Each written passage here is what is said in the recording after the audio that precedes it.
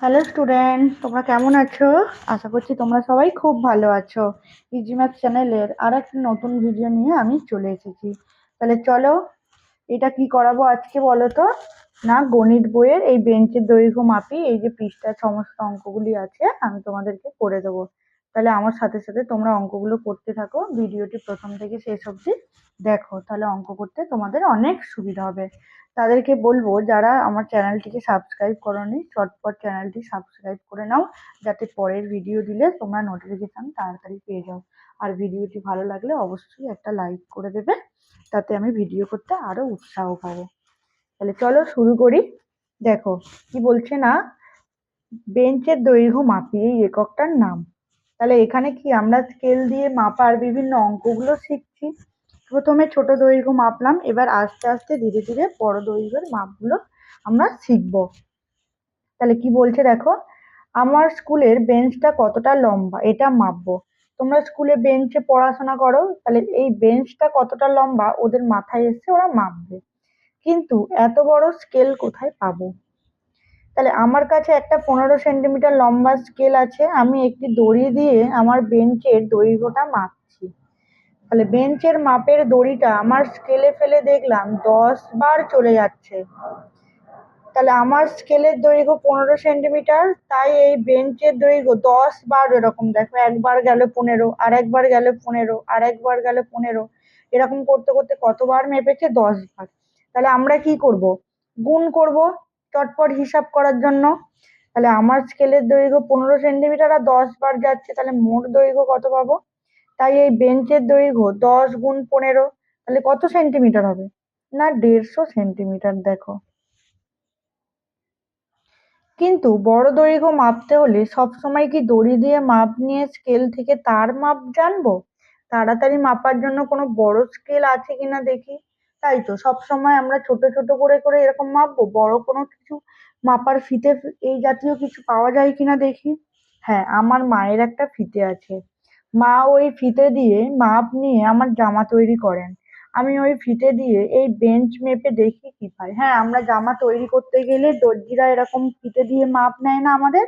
হ্যাঁ, বড় মাপ মাপতে গেলে আমরা ফিতে ব্যবহার করি, আর ছোট মাপ মাপতে গেলে আমরা স্কেল ব্যবহার করছি। তাহলে ওই ফিতে দিয়ে মেপে দেখছি বেঞ্চটা 150 সেন্টিমিটার লম্বা। এবার ফিতে ফেলে আমার জামা কতটা লম্বা তার মাপ নিলাম। দেখছি আমার জামা এত সেন্টিমিটার লম্বা। আমি একটা চুড়িদার করাবো, তাহলে দোকানি বললো 2 মিটার কাপড় লাগবে। তাহলে দেখো, আমি ফিতে ফেলে জামাটা কতটা লম্বা তার মাপ নিলাম, তাহলে আমার জামা এত সেন্টিমিটার লম্বা। তাহলে জামাটা কতটা লম্বা, মানে তোমরা একটা মাপ বলো। যে আমি বলছি যে 160 সেন্টিমিটার লম্বা, আমার মতো করে বললাম। তুমি তোমাদের মতো করে একটা মাপ বসাবে, তোমাদের জামা কতটা লম্বা লাগে। তাহলে আমি চুড়িদার করতে গেলে দোকানি বললো 2 মিটার কাপড় লাগবে। আমি এদিকে বলছি 160 সেন্টিমিটার, আবার দেখো 2 মিটার, দেখো একক চেঞ্জ হয়ে যাচ্ছে। এখানে কি এই একক যে চেঞ্জের যে ব্যাপারটা, এই ব্যাপারটা তোমাদেরকে জানতে হবে যে কখন কোন এককটা ব্যবহার করব, আমাদের প্রয়োজন মতো যদি একক চেঞ্জ করতে হয় সেটা কিভাবে চেঞ্জটা করব। কিন্তু মিটার কি? এই যে বললাম 2 মিটার কাপড় লাগবে, কিন্তু মিটার কি ফিতে ফেলে কিভাবে পাবো? তাহলে মিটারটা কি হলো দেখো, যে 100 সেন্টিমিটার দৈর্ঘ্যকে 1 মিটার বলা হয়, এটা মনে রাখতে হবে। 100 সেন্টিমিটার সমান কত হলো? না, ছোট করে 1 মি লেখা হয়, এই যে মিটার শব্দটাকে ছোট করে মি লিখছি। মি মানে মিটার। তাহলে এখান থেকে কি জানলাম? 1 মিটার সমান 100 সেন্টিমিটার। আগের পড়েছিলাম মনে আছে, 10 মিলিমিটার সমান 1 সেন্টিমিটার। তাহলে এখান থেকে কি জানতে পারলাম দেখো, 1 মিটার সমান 100 সেন্টিমিটার। তাহলে কত কাপড় লাগবে বলেছিল? 2 মিটার। তাহলে 2 মিটার সমান কত? 2 গুণ 100, তাহলে কত হবে? 200।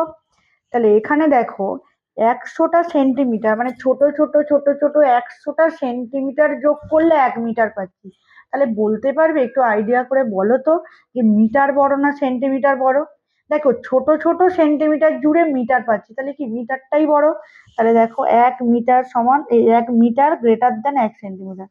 তাহলে 1 মিটারটা 1 সেন্টিমিটারের থেকে বড়। এই চিহ্নটা জানো তোমরা, এখন তো উঁচু ক্লাসে পড়ো তোমরা। তাহলে কিভাবে পেলাম? না 100টা ছোট ছোট সেন্টিমিটার জুড়ে আমরা 1 মিটার পেলাম। তাহলে 1 মিটার গ্রেটার দেন 1 সেন্টিমিটার। এটা মাথায় রাখবে। আর কি মনে রাখতে হবে? না 1 মিটার সমান 100 সেন্টিমিটার। বোঝা গেল? আচ্ছা বেশ, চলো। এবারে কি বলছে দেখো, কতটা লম্বা মাপি। দেখো একটা মজার ছবি। এই মেয়েটা, এই ছেলেটার এটা মাপছে, সে কতটা লম্বা, তার হাইটটা মাপছে। দেখো এবার ফিতে দিয়ে আমি কতটা লম্বা সেটা আমার বোন মাপলো। বোঝা গেল? আমরা ফিতে দিয়ে আমরা কতটা লম্বা সেটাও মাপি।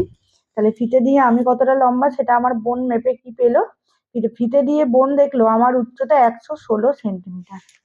বোঝা গেল? তাহলে 116 সেন্টিমিটারকে মিটার ও সেন্টিমিটারে নিয়ে যাওয়ার চেষ্টা করি। তাহলে একটু আগেই আমরা শিখলাম মিটার থেকে সেন্টিমিটারে চেঞ্জ করা।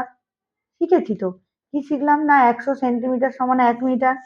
তাহলে 116 সেন্টিমিটার সমান, দেখো 100 সেন্টিমিটারে যেতে হবে যোগ 16 সেন্টিমিটার। এই যে এখানে আবার নিয়মটা বলে দিয়েছে। তাহলে 1 মিটার সমান 100 সেন্টিমিটার। তাহলে 100 সেন্টিমিটার সমান 1 মিটার আর 16 সেন্টিমিটার। তাহলে কি পেলাম? 116 সেন্টিমিটার সমান হলো 1 মিটার 16 সেন্টিমিটার। তাহলে ছোট ছোট দৈর্ঘ্য স্কেল দিয়ে মাপলাম, আর বড় দৈর্ঘ্য কি দিয়ে মাপলাম? তোমরা কি জানলে? ছোট ছোট দৈর্ঘ্য মাপতে গেলে স্কেল লাগে, আর বড় দৈর্ঘ্য ফিতে দিয়ে মাপলাম। বোঝা গেল?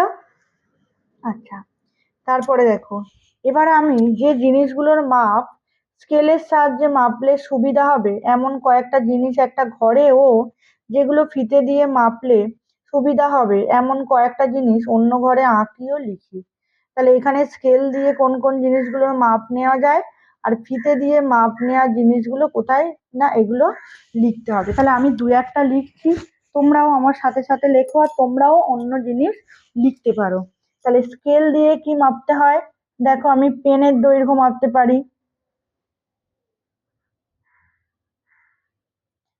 পেনের দৈর্ঘ্য মাপতে পারি। হ্যাঁ, তারপর আর কি মাপতে পারি? আমরা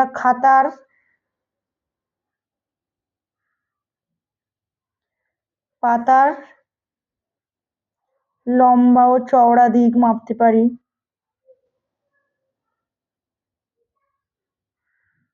বোঝা গেল? আমি এই দুটো লিখলাম।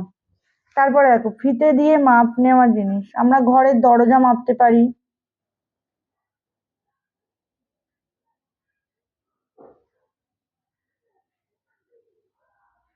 বোঝা গেল? তারপর আমরা কি মাপতে পারি আর বলো তো? হুম, ঘরের কি এটা, তোমার আর কি আছে ঘরের মধ্যে? টেবিলের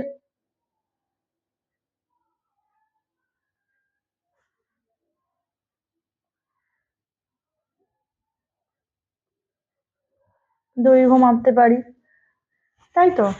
ঘরের দরজার দৈর্ঘ্য আর টেবিলের দৈর্ঘ্য মাপতে পারি। আচ্ছা, এবার বলছে আমি এবার ফিতে দিয়ে নিচের জিনিসগুলোর মাপার চেষ্টা করি। বোঝা গেল? আচ্ছা, আমার খেলার ব্যাট লম্বায়, তাহলে কত সেন্টিমিটার?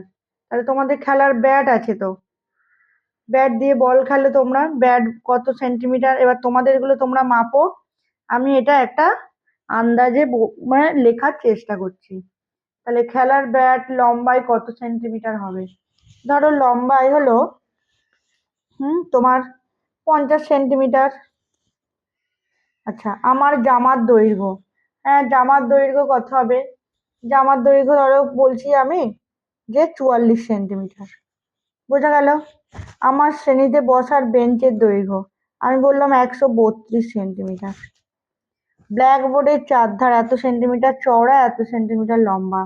তাহলে ব্ল্যাকবোর্ডের চারধার বলছি 75 সেন্টিমিটার চওড়া, আর হচ্ছে 86 সেন্টিমিটার লম্বা। বোঝা গেল? তারপরে দেখো শ্রেণীকক্ষে মেঝের একদিকের দৈর্ঘ্য এত সেন্টিমিটার বা এত মিটার, এত সেন্টিমিটার। বোঝা গেল? তাহলে শ্রেণীকক্ষের মেঝের একদিকের দৈর্ঘ্য আমি কি বলছি, না এটা 94 সেন্টিমিটার। তাহলে 94 সেন্টিমিটার কে আমরা কি বলতে পারছি? ধর বলছি 194 সেন্টিমিটার। তাহলে শ্রেণীকক্ষের মেঝের একদিকের দৈর্ঘ্য 194 সেন্টিমিটার। তাহলে সেন্টিমিটারকে কিছু হচ্ছে মিটার আর সেন্টিমিটারে লিখতে হবে। তাহলে দেখো আগে মাপটা আমরা শিখলাম যে 1 মিটার সমান 100 সেন্টিমিটার। তাহলে এখানে কি লিখবো? 194 সমান কত লিখতে পারি? 100 যোগ 94, তাহলে 100 সেন্টিমিটারটা কি হয়েছে? 1 মিটার। এই যে 1 মিটার যোগ 94 মিটার, তাহলে 94 সেন্টিমিটার।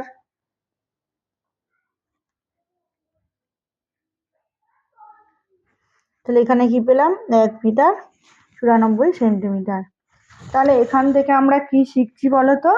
যে এই যে এককগুলো মিটার আর সেন্টিমিটারের যে চেঞ্জের ব্যাপারটা, এককের যে চেঞ্জের ব্যাপারটা, সেটা আমরা এই চ্যাপ্টার থেকে শিখতে পারছি। এটা তোমরা অবশ্যই মনে রাখবে, যত দিন তোমরা অঙ্ক করবে বা তোমরা যত দিন শিখবে, এইটাই তোমাদের মাথায় রাখতে হবে যে মিটারের সাথে সেন্টিমিটার, মিটারের সাথে তোমার মিলিমিটার, মিলিমিটারের সাথে সেন্টিমিটারের যে এটার ব্যাপার, চেঞ্জের ব্যাপারটা, একক চেঞ্জের ব্যাপারটা তোমাদেরকে মাথায় রাখতে হবে।